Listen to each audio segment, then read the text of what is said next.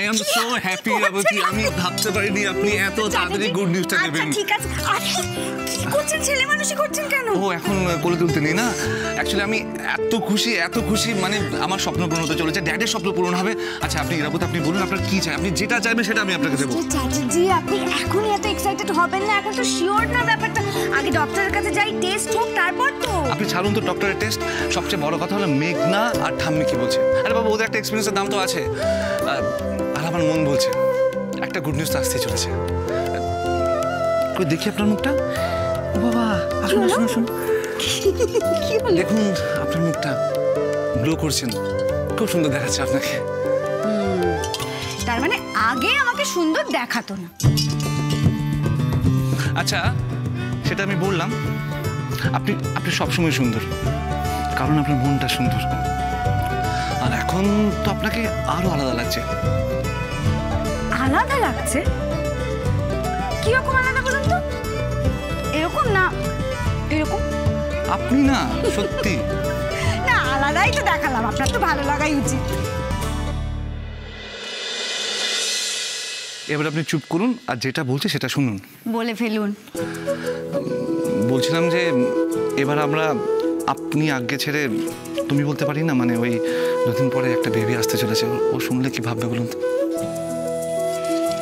হ্যাঁ ঠিকই, কিন্তু আমার আপনি তো ভালোই লাগে, মানে আপনার মধ্যে যেমন ভালোবাসা আছে সেরকম সম্মানও আছে, সম্মান শ্রদ্ধা ভালোবাসা সবকিছু মিলিয়ে মিশিয়ে একটা ডাক না। ঠিক আছে, কিন্তু এবার এটাকে পাল্টাতে হবে। যথা আজ্ঞা মহারাজ, আপনি যখন বলেছেন তখন। তুমি তুমি তুমি তুমি যখন বলে।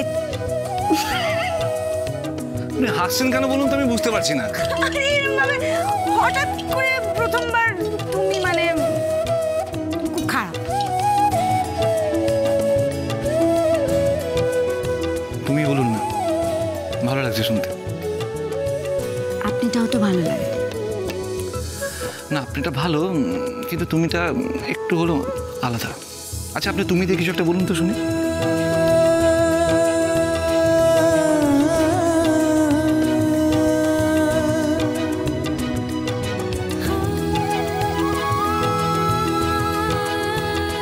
এইভাবেই যেন সবসময় আপনাকে তোমাকে হাসি খুশি রাখতে পারি। আরে দেখছো তো আকাশটা যেই শুনলো ওমনি বউকে নিয়ে উপরে চলে গেল, নামছেই না। আরে ওদের এখন অনেক আলোচনা থাকবে, সব কথা কি আমাদের সামনে শেয়ার করবে নাকি? তোমার মনে নেই টিয়া হওয়ার সময় আমি কি করেছিলাম? ও আরে কিছু বলবো না, ভয় নেই। আসলে কি জানো তো, এই দিনটা না যে কোনো বাবার জন্য একটা বিশেষ দিন, সারা জীবনেও কেউ ভুলতে পারে না। তবে তোমার মনে আছে যখন ডাম্পু হয়েছিল, আমাদের সংসারে তখন কত অভাব, কিন্তু তা সত্ত্বেও পিয়ালি যা যা খেতে ভালোবাসে আমি সব নিয়ে আসতাম। আমি পিয়ালি আমরা সবাই তখন কত খুশি ছিলাম। আমি কি ঠিক করেছি জানিস তো, কাল আমি রাধা মাধবের একটা পুজো রাখবো। গ্রেট আইডিয়া, আমিও একটা পার্টি দেবো। কি কি কিসের পার্টির কথা হচ্ছে শুনি? কি ব্যাপার ভাগ্নে, তুমি কিছুই বলছো না আমাকে, নিজে থেকে সব জেনে নিতে হচ্ছে। আরে মামু, তোমায় ছাড়া কখনো কিছু আমি করি? কখনো না, আমি তো তোমার কাছেই আসছিলাম। ভালো হয়েছে তুমি এসে গেছো। খবরটা বলি? বলো। প্রেগন্যান্ট। যা, হ্যাঁ কি খবর শোনালে ভাগ্নে? আরে কবে থেকে যে খবরটার জন্য আমি অপেক্ষা করে আছি সেটাই আমি শুনছি সবার শেষে, এই ভারী অন্যায়।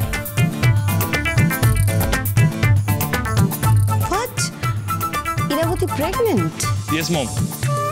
ঠাম্মু আর মেঘনাদি সেটাই গেস করেছে। এমন একটা খবর, এমন একটা আনন্দের খবর, আমি কি বলবো কি করবো কিছুই বুঝতে পারছি না। আমি একটা কথা বলি, এই ব্যাপারটা নিয়ে এখনই এতটা এক্সাইটেড না হওয়াটাই বেটার। কেন তিস্তা এরকম বলছো কেন?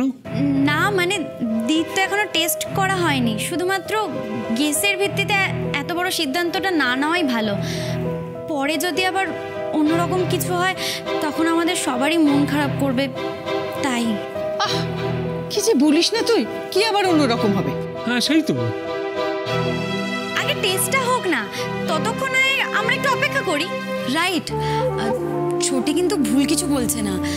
আই মিন, দীর যথেষ্ট বয়স হয়েছে, বিভিন্ন কমপ্লিকেশনস আসতে পারে।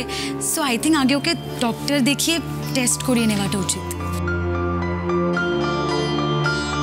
এসব কি বলছিস তুই? তা না, ও তো ঠিকই বলেছে। আসলে এই সমস্ত ব্যাপার 100% শিওর না হয়ে সকলকে বলা উচিত নয়। আপনি কি বলেন মাসিমা? না, এইখানে তো আমরা সবাই নিজের লোক, জানলে কি বা ক্ষতি হবে? না, আসলে যদি রিপোর্টটা নেগেটিভ আসে তাহলে তো ইরাবতী লজ্জায় আর কাউকে মুখ দেখাতে পারবে না। এই ব্যাপারটা তো ওর জন্য খুব লজ্জাজনক, না? মানে হোল সিচুয়েশনটা ভীষণ এম্বারাসিং হয়ে যাবে, তাই। আচ্ছা ঠিক আছে, অনেক কথা হয়েছে, এবার আমার কথাটা শোনো। এত সব নেগেটিভ কথা না বলে একটু পজিটিভ ভাবো দেখি। তোমরা শিওর হও না হও, আমি শিওর যে আমার নাতনি আসছে। উফ, আমার এত আনন্দ হচ্ছে ভাগ্নে, আমি কি বলবো। আমার মনে হচ্ছে আমার যা কিছু আছে আমার নাতনির নামে এক্ষুনি সব লিখে দিই। বাট ড্যাড, একটা ছেলে হলে ভালো হতো না? বাংলায় কি যেন বলে? ভাইপো। ইয়েস, ভাইপো। ওকে আমি ক্রিকেট শেখাতাম, ও একটা বড় ক্রিকেটার হতো। ওটাই না, মেয়ে হবে আর ও বড় হয়ে ইঞ্জিনিয়ার হবে। ব্যাস, আমি যা বলবো তোমাকে তার উল্টোটাই বলতে হবে, না? ভুল বলে তো উল্টোটা বলতেই হবে। এই যে শুরু হয়ে গেল। আরে স্টপ স্টপ স্টপ, ঝগড়াঝাটি পরে হবে, এখন এসব সময় না। দি প্রেগনেন্ট, নাতনি হতে পারে। শুধু এই খবরটা শুনেই কাকু সব দিয়ে দেবেন ঠিক করলেন? বাবা,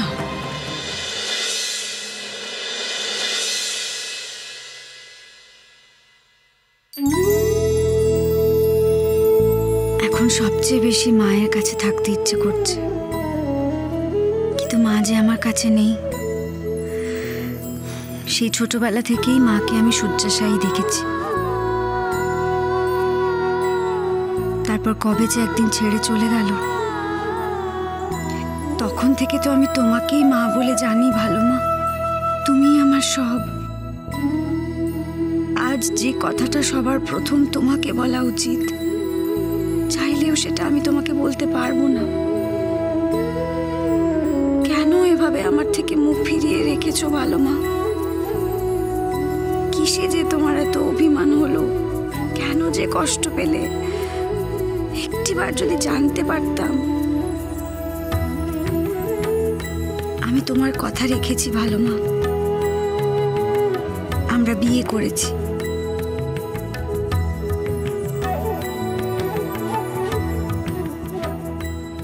আকাশ আর হীরা বিয়ে করেছে?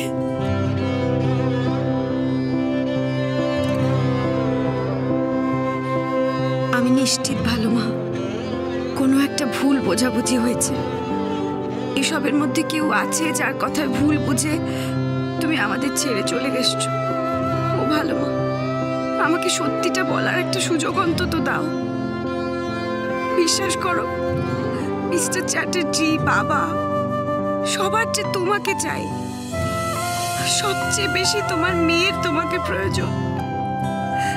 এই বাড়ি, মিস্টার চ্যাটার্জির স্বপ্নের সংসার, সবই যে তোমাকে ছাড়া অসম্পূর্ণ ভালো মা। একটা বার নিজের অভিমান ভুলে তুমি কি তোমার মেয়ের সাথে দেখা করতে আসতে পারো না? তোমার মেয়েকে একটা সুযোগ দিতে পারো না?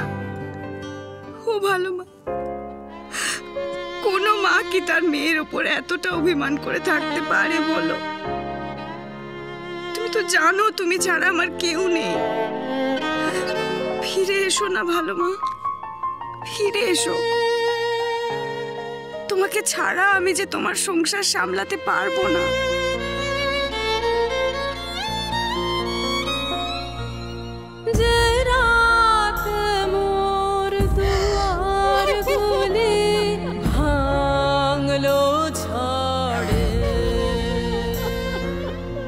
জানি